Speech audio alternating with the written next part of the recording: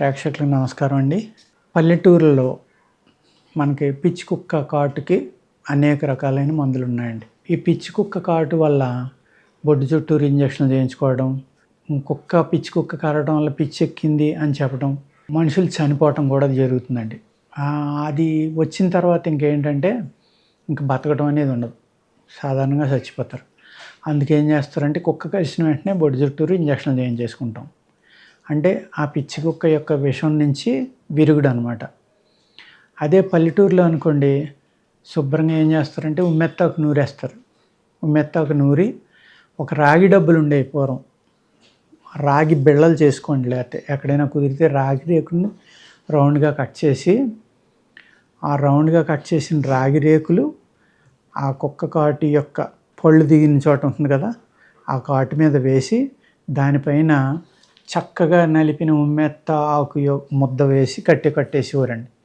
కట్టేసేటోడికి ఏమవుతుందంటే పూర్వం చక్కగా విషం అంతా దిగిపోయి పిచ్చి కుక్క కరిసిన వల్ల వచ్చే హైడ్రోఫోబియా అంటారు దాని నుంచి మనిషిని రక్షించి ఎంత సింపుల్ చిట్కాయో చూడండి. పూర్వకాలంలో వైద్యం అలా ఉండేదన్నమాట. అదేవిధంగా మన తేలు కరిచింది, భయంకరమైన నొప్పి వస్తుంది, ఏడుస్తున్నాడు కరిచినవాడు. ఏమీ లేదు, ప్రతి పల్లెటూరులోనే గానుగ చెట్లు అనేకం దొరుకుతాయి. ఆ గానుగ గింజల పౌడర్ కొట్టుకుని ఇంట్లో ఉంచుకోండి.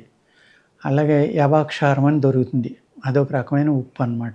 ఈ రెండు మీరు చేతిలో కాస్త పొడి వేసుకుని కాస్త అది కాస్త ఇది కాస్త వేయండి. మీ నోట్లో ఉమ్ముతోటి దాన్ని అలా నలిపి కాటు కింద అక్కడ రాయండి, అంతే.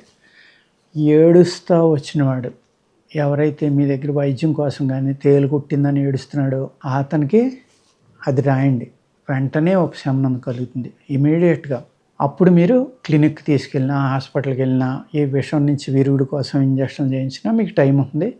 వాళ్ళకి మెయిన్ ఏంటంటే ఉపశమనం కలిగింది కదా నొప్పి నుంచి, అది చాలా అంటే చాలా ఇంపార్టెంట్ అనమాట. అదేవిధంగా నీలి చెట్టు అని ఉంటుందన్నమాట, నీలి మొక్క, నీలిమని తయారు చేసేవారు పూర్వం. దాని నుంచి దాని ఆకులు ఇలా దూసుకుని ఒక గుప్పుడు నోట్లో వేసుకుని నవిలేసేయండి. నవిలేసి ఆ కషాయం మింగేసి పూసినా పర్లేదు, మింగేసినా పర్లేదు. ఇది బాడీలో ఉన్న విషాన్ని తగ్గించడంలో చాలా బాగా పనిచేస్తుంది. At the same time kidney మీద కూడా పనిచేస్తుంది. ఇది అర్థమైంది కదండి, రెండు రకాలుగా పనిచేస్తుంది. దాని వేరు కూడా విషాన్ని తగ్గించడానికి ఉపయోగపడుతుంది అనమాట. తేలు కుట్టింది, ఎక్కడో పల్లెటూరులో ఉన్నారు, లేకపోతే దూరంగా ఉన్నారు, లేకపోతే అడవిలో ఉన్నారు, అటువంటి వాళ్ళు ఏం చేయాలంటే ఇటువంటి జేబులో వేసుకుని వెళ్ళాలి. ఫారెస్ట్కి వెళ్ళినా, పొలాలకు వెళ్ళినా ఒక చిన్న బాటిల్లో యవాక్షారం పోసుకోండి.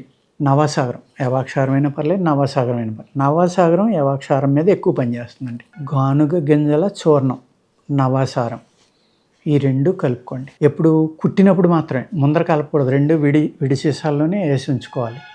అవి జేబులో పెట్టుకుని వెళ్ళారనుకోండి, మీరు పొలాలు వెళ్ళినా, ఫారెస్ట్లోకి వెళ్ళినా, ఏదైనా అడవిలో తిరగాలని అవసరం ఉంది, సర్వేకి వెళ్ళారు, లేకపోతే ఇంకో దానికి వెళ్ళారు, అటువంటిప్పుడు ఈ రెండు జేబులో పెట్టుకుని వెళ్ళారనుకోండి, తేలు లాంటిది కుట్టిందనుకోండి, పెయిన్ వచ్చిందనుకోండి, వెంటనే మీ నోట్లో ఉమ్ము దాంట్లో ఊసి కొంచెం కలిపేసి రాసేస్తే ఇమ్మీడియట్గా వితిన్ మినిట్స్లోనే మీకు తట్టుకోలేనంత బాధ నుంచి కూడా మీకు విముక్తి అవుతుంది. తగ్గిపోయింది కదా అని అశ్రద్ధ చేయొద్దండి, హాస్పిటల్కి వెళ్ళిపోండి. చక్కగా ఆ వెనం యొక్క ప్రభావం తగ్గడానికి ఇంజక్షన్ చేయించుకోండి, తగ్గిపోతుంది. అదేవిధంగా కందిరీగలు కుట్టినాయి, లేకపోతే తేనెటీగలు కుట్టేసినాయి. తేనెటీగలు, అడవి ఈగలు దాడి చేసి కొంతమంది చనిపోవటం కూడా జరుగుతుందండి. అటువంటిది ఏమన్నా జరిగింది మీకు తెలిసిన వాళ్ళకో, లేకపోతే మీ ఊళ్ళో వాళ్ళకో, మీ పక్కూరు వాళ్ళు అడవి ఈగలు కుట్టేసినాయి, కంగారు పడుతున్నారు, హాస్పిటల్కి పరిగెడుతున్నారు, అప్పుడు ఏం చేయాలంటే ఇమీడియట్గా దిరిసిన చెట్టు యొక్క వేరు కానీ, వేరు తాట కానీ, చెట్టు తాట కానీ బాగా గంధం తీసి రాసేస్తే కనుక ఆ విషం నుంచి విముక్తి వస్తుంది. ఆ విషం నుంచి విముక్తి రావడమే కాదు, విషం విరిగిపోవటం కూడా జరుగుతుందన్నమాట. అలాగా అనేక రకాలు మన ఇంట్లో వాటిని ఉపయోగించుకోవచ్చు. ఎల్లుల్లిపాయ ఉంది, ఎల్లుల్లిపాయను తీసి మీరు 2 ముక్కలుగా కట్ చేయండి దాన్ని, లేకపోతే ఒక పక్కన సుత్త కట్ చేయండి, తేలు ఎక్కడ కుట్టిందో అక్కడ పెట్టి ఉంచండి, దాన్ని లాగేస్తుంది. లేదు మనం మన బలం కోసం ఇది తింటున్నాం మనం, మొక్కనా సీడ్స్ అంటారు, దోలగొండి, అడవి తోలగొండి, పెద్ద తోలగొండి అంటాం, ఇంతంత గింజలు ఉంటాయి, చిక్కుడుకాయల్లో కాస్తాయి, నువ్వు ఉంటుంది, బాగా దురద వస్తుంది, ఒళ్ళు అది తగిలితే మంట వస్తుంది, వేడి మంటలో దురద. దాని గింజని బాగా అరగదీసి వేడెక్కిలాగా సరిగ్గా ఎక్కడ కుట్టిందో అక్కడ అంటించండి, తేలు కుట్టిన చోట. ఆ విషాన్ని లాగేసుకుంటుంది. లేదు, నీరుల్లిపాయ మన ఇంట్లో అందరి ఇళ్ళల్లోనే ఉండేదే, దాన్ని తీసుకోండి. నీరుల్లిపాయని తీసుకుని మెత్తగా నూరండి. నూరి ఇంత ముద్ద ఆ తేలు కుట్టిన చోట వేసి కట్టండి. విషాన్ని చక్కగా లాగేస్తుంది. ఇలాగా అనేక రకాల చిన్న చిన్న చిట్కాలతోటి మనం ఈ విషాల నుంచి కానీ, ఈ పిచ్చి కుక్కల కాటులు కానీ, లేకపోతే పూర్వం పిచ్చి కుక్కే కాటు, ఎలక, సుంచు, నక్క, కుక్క, కోతి, మనిషి, ఇలాగ ఏ కాటు నుంచి అయినా సరే ఏ మందులు వాడుకోవాలి, ఎలా బయటపడాలి అనేది ఆయుర్వేద శాస్త్రంలో చాలా చక్కగా ఉందండి. ఉత్తరేణి చెట్టు ఉంది. ఉత్తరేణి లేత వెన్నులు ఉంటాయి. ఆ లేత వెన్నులను తీసుకోండి, వాటిని మెత్తగా నూరండి. నూరి మాత్ర కట్టుకోండి. ఒక వేరుశెనగ గుళ్ళ కట్టుకుని ఉదయం ఒక మాత్ర, సాయంత్రం ఒక మాత్ర ఎలా వేసుకున్నా కూడా ఈ కుక్క కాటు వల్ల జరిగే అనర్థం నుంచి మిమ్మల్ని మీరు రక్షించుకోవచ్చు. ఎక్కడైతే మీకు వైద్యం చేయించుకోవడానికి అవకాశం ఉందో అక్కడ ఇమీడియట్గా డాక్టర్ దగ్గరికి వెళ్ళిపోండి, ఇంజక్షన్లు చేయించుకోండి. లేదు, మీరు ఎక్కడో అడవి లోపల ఉన్నారు, లేకపోతే దూరంగా ఉన్న పల్లెటూరులో ఉన్నారు, వెళ్ళడం కష్టం, బయటికి వెళ్ళడం అంటే ఇమ్మీడియట్ ఉపశమనంగా ఇటువంటివి మీరు వాడుకున్నారనుకోండి, ఈ విషయాల నుంచి, అనేక రకాలైన ప్రమాదాల నుంచి మిమ్మల్ని మీరు రక్షించుకోవచ్చు అన్నమాట. అలాగే రెడ్డివారి నానబాలు ఉంటుందండి.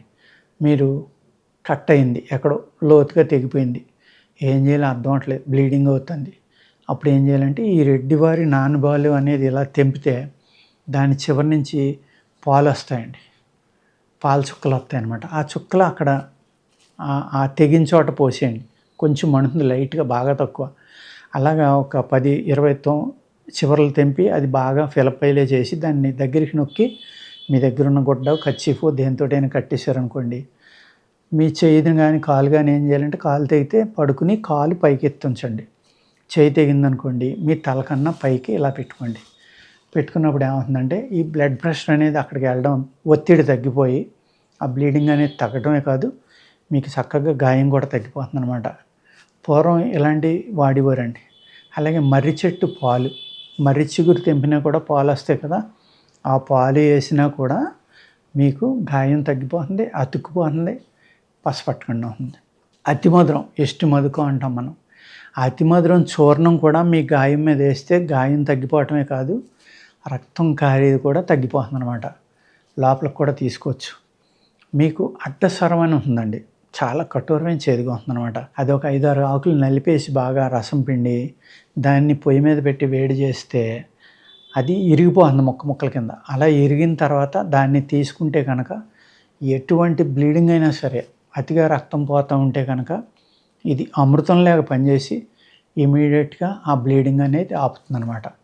దాన్ని మీరు ఒక 20 గ్రాముల నుంచి 50 గ్రాముల వరకు అతని యొక్క గాయం యొక్క ఇంటెన్సిటీ, అంటే ఓ మాదిరిదా, పెద్దదా, ప్రమాదకరమా, మనిషి మరణింతాడా, బ్లీడింగ్ అయిపోయి అనుకున్నప్పుడు ఈ అడ్డసరం యొక్క రసాన్ని మీరు కాసి ముక్కల కింద విరిగిన తర్వాత గోరువెచ్చగా తాగిస్తే ఆ బ్లీడింగు ఇమ్మీడియట్గా ఆగిపోతుందండి. ఆ తర్వాత మీరు హాస్పిటల్కి వెళ్ళి దానికి కుట్లు వేయించుకున్నా, కట్లు కట్టించుకున్నా, ఇంజక్షన్లు చేయించుకున్నా టైం ఇస్తుందన్నమాట. ఇలాగా అనేక రకాల చిన్న చిట్కాలతోటి మనం మనిషి యొక్క ప్రాణాన్ని కాపాడొచ్చండి. విషపు పురుగుల నుంచి కూడా ఆ మనిషిని మనం కాపాడుకోవచ్చు. వస కొమ్ములు అంటాం, వజ అంటారు దాన్ని హిందీలో.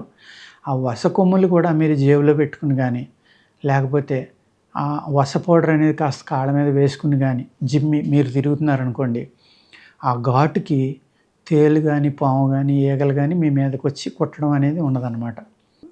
ఈ విషపు క్రిముల నుంచి, పాములు, తేళ్ళ నుంచి రక్షించడానికి వసకొమ్ము కూడా చాలా అద్భుతంగా మీకు పనిచేస్తుందండి. ఆ వసకొమ్ము ఓన్లీ విషాన్ని విరవడమే కాకుండా మీరు దాన్ని కాల్చి బొగ్గన పెట్టుకుంటే మీకు రొంప తగ్గుతుంది, దగ్గు తగ్గుతుంది. ఏదైతే వైరల్ కాఫ్ కానీ ఏ వచ్చినాయో వాటిని తగ్గించడంలో వసకొమ్ము చాలా బాగా పనిచేస్తుందండి. అలాగే ఇది వసకొమ్ము విషపు క్రిములు అంటే టిక్స్ అయ్యి ఉంటాయి చూడండి, గోమార్లు, మున్నెళ్ళు అంటాం, జంతువుల మీద, మనుషుల మీద కూడా ఉంటాయి, చూసుకోకపోతే వెంట్రుకల్లోకి వెళ్ళిపోతాయి. అటువంటి వాటికి ఇది ఒళ్ళంతా రాసేసుకున్నారనుకోండి, మీ ఒంటి మీద ఉన్నాయి అన్నీ వదిలేసి వెళ్ళిపోతాయి. తలకు రాసేసుకున్నారనుకోండి పేస్ట్ లాగా నీళ్ళలో కలిపి పేలన్నీ రాలిపోతాయి కింద. ఇలాగా అనేక రకాలైన సింపుల్ చిట్కాలు మనం ఆయుర్వేదంలో చేసుకోవచ్చు అన్నమాట. చాలా చాలా సింపుల్ ఇవన్నీ. మీరు ఇంట్లో అతి ఈజీగా వాడుకునే చిట్కాలండి. ఓకేనా? నమస్కారం.